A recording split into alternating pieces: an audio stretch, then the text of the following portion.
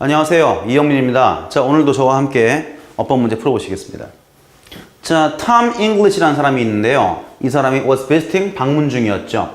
누구냐면 a blind friend, 눈이 먼 친구인데요. 어디에서? In the hospital, 그 병원에서요. 자, 바로 그때 그 친구가 began asking questions, 질문들을 하기 시작했습니다.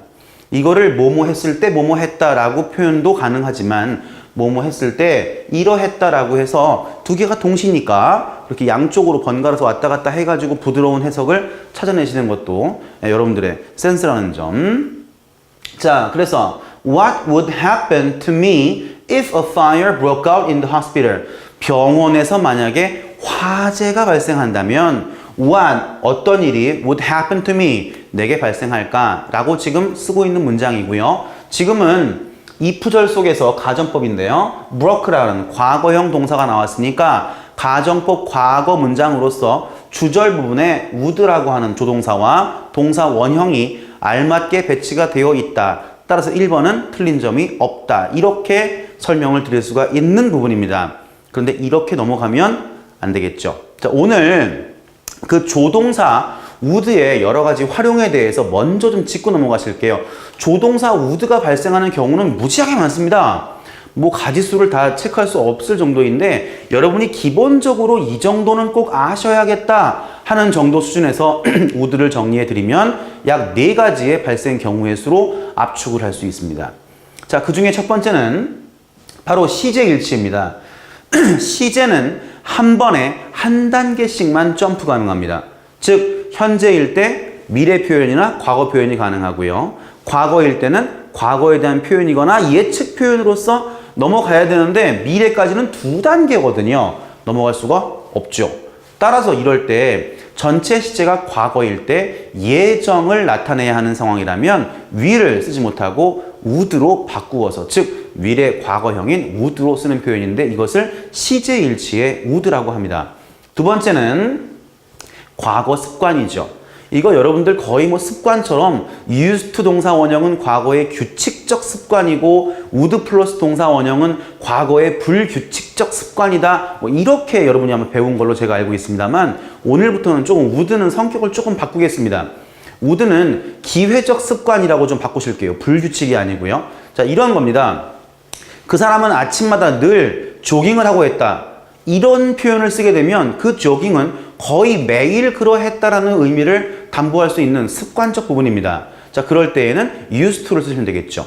하지만 예를 들어 그 사람은 교회를 갈 때라면 늘 흰색 정장을 입곤 했다 라고 표현을 하면 항상 교회를 가는 건 아니에요. 뭐 예를 들어 일주일에 한 번 간다고 치면 일주일에 한 번 가지만 꼭 가야 할 때라면 그렇게 하곤 했다. 이럴 때 쓰는 게 would입니다. 즉 불규칙이라는 의미보다는 어떤 기회가 있을 때라면 꼭 그렇게 했다. 이렇게 기억을 하셔가지고 기회적 습관이다. 이렇게 보시는 게 조금 더 합당한 접근이 되겠습니다. 세 번째는 방금 보셨던 가정법 주절에 대한 조동사가 되겠습니다. 자, 가정법 문장을 쓸 때에는 주절 쪽에다가 조동사 4가지였죠. 우슈쿠마, would, should, could, might 이 4가지에 대한 것들을 집어넣고 나서 뒤쪽 동사의 패턴을 잡아주셔야 되는데 그때 바로 이용되는 조동사에 would가 포함이 되어 있다. 그 3가지를 빼고 나면 나머지는 다 일반적 조동사로서의 would가 이용되는 건데 의미는 굉장히 많다. 이렇게 구분을 나누시면 되겠습니다. 본문 보실게요. 그래서 지금도 가정법 문장에서 would 플러스 동사 원형이 발생하는 것을 볼 수가 있는 상황이죠. 자, 친구가 물었죠. 그랬을 때 How would I know? 내가 어떻게 알까? 자, where the exit is. 어디가 출입문인지를 내가 어떻게 알 수 있을까? 여기에서 would가 나왔습니다. 이건 과연 뭘까요? 정답은 화재가 발생한다면 이라고 하는 앞문장에서의 가정 조건절을 뒷문장까지 연결시키고 있다는 겁니다. 즉 여기에 써있진 않지만 앞문장에 이미 있으니까 화재가 난다면 난 무슨 일이 발생할까?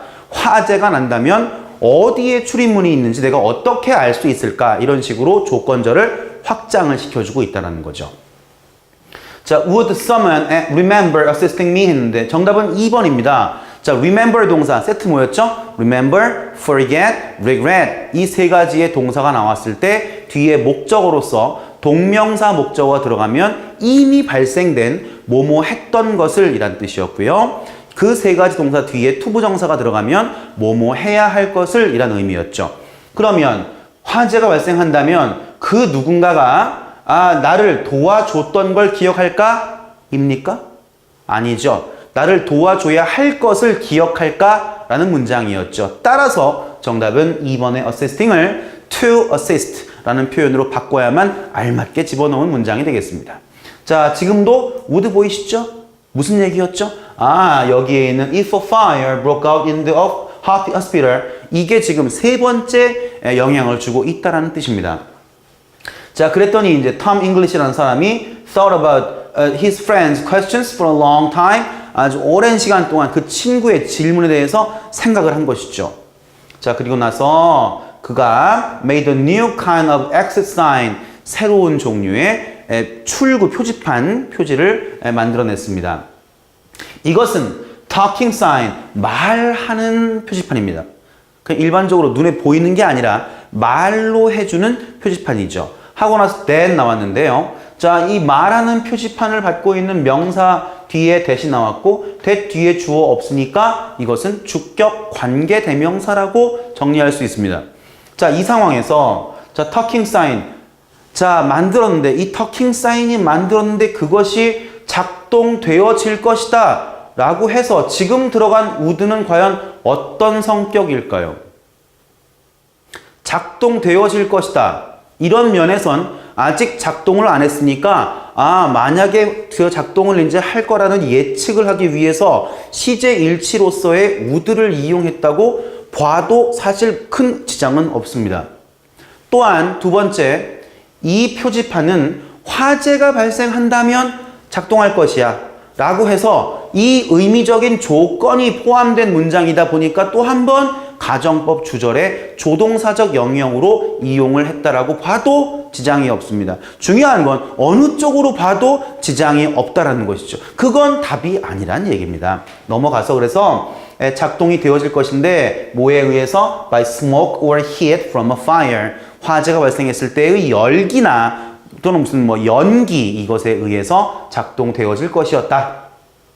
그 표지판은 might say 아마 이야기할 겁니다. 자, fire in the building. 자, 화재, 건물에 화재가 났습니다. Exit this way, please. 이쪽으로 나가십시오. 이렇게 이야기를 해주는 거죠.